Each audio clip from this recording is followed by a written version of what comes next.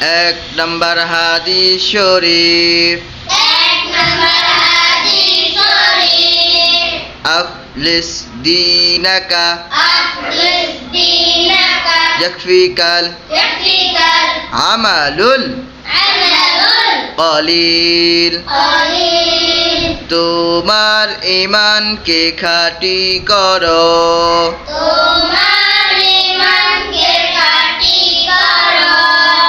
অল্প আমলই নাজাতের জন্য যথেষ্ট হইবে। 2 নাম্বার হাদিস শরীফ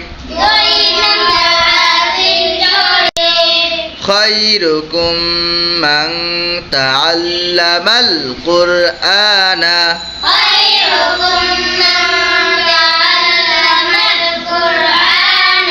ওয়া আল্লামাহ তোমাদের মধ্যে সর্বোত্তম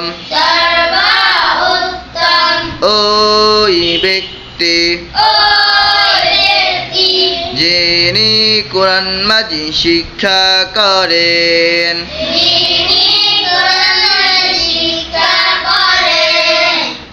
এবং অপরকে শিক্ষা দেন।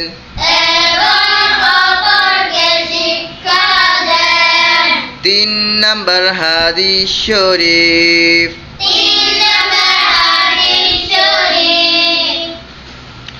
তালাবুল ইলমি ফারিদাতুন আলা কুল্লি মুসলিম